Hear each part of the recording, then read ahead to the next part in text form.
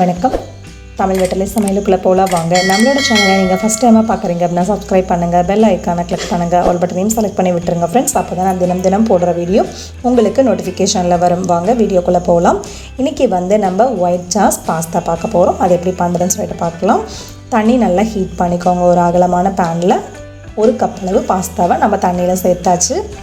இப்போ இதை நல்லா கலந்து விட்டுறலாம். லைட்டாக டச் பண்ணி பார்த்தோம் அப்படின்னா சாஃப்டாக இருந்தது அப்படின்னா அது வெந்துருச்சுன்னு அர்த்தம். இதை நம்ம தண்ணியை வடிச்சிட்டு கொஞ்சம் ஆயில் சேர்த்துட்டு நம்ம அதை உணர வச்சிடலாம். வேறு ஒரு பேனில் பட்டர் சேர்த்துக்கோங்க. பட்டர் சேர்த்துட்டு ஒரு 3-4 பல் பூண்டு பொடுசாக கட் பண்ணிட்டு உள்ளே சேர்த்தாச்சு. பட்டர் உருகினதுக்கப்புறமா பூண்டை நல்லா ரோஸ்ட் பண்ணிக்கலாம்.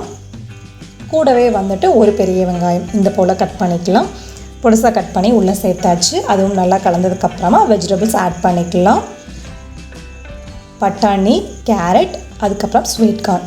வெஜிடபிள்ஸ்க்கு தேவையான அளவு உப்பு, கொஞ்சம் மிளகுத்தூள் சேர்த்துக்கலாம். பிளாக் பெப்பர் பவுடர் அதை சேர்த்துட்டு இப்போ நல்லா கலந்ததுக்கப்புறமா 1/2 ஸ்பூன் அளவு சில்லி ஃப்ளாக்ஸ் ஆட் பண்ணிக்கலாம். ஆட் பண்ணிட்டு அதுவும் நல்லா கலந்து விட்டுறலாம். ஒரு 2 நிமிஷம் போல் மூடி போட்டு வெஜிடபிள்ஸை நம்ம குக் பண்ணிக்கலாம்.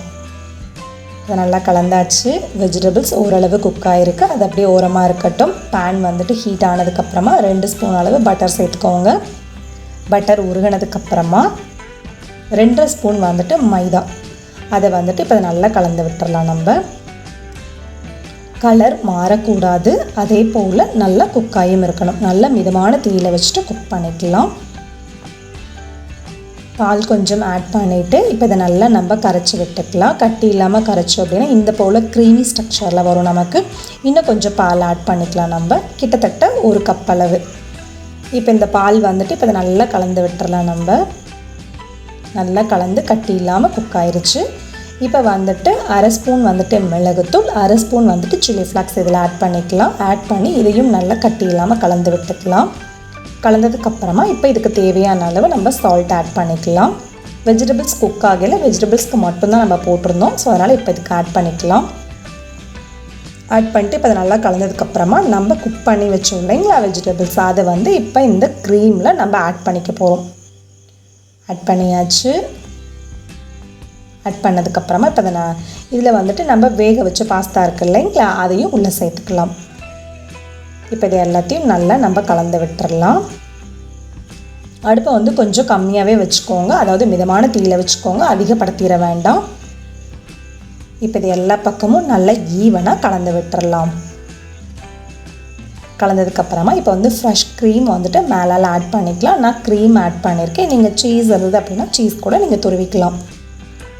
இது எல்லாத்தையும் சேர்த்து நல்லா கலந்து விட்டுறலாம். நம்ம இது ஒரு 1 நிமிஷம் போல் நல்லா கொதிக்கட்டும்.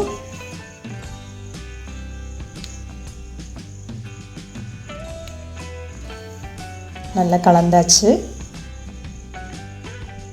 இப்போ காரம் கொஞ்சம் குறைவாக இருக்குது. ஸோ அதனால் பிளாக் பெப்பர் பவுடர் கொஞ்சம் ஆட் பண்ணியாச்சு. இன்னும் கொஞ்சம் சில்லி ஃப்ளாக்ஸ் ஆட் பண்ணியாச்சு. இப்போ இதை நல்லா கலந்து விட்டுறலாம். நம்ம நல்லா கலந்தாச்சு.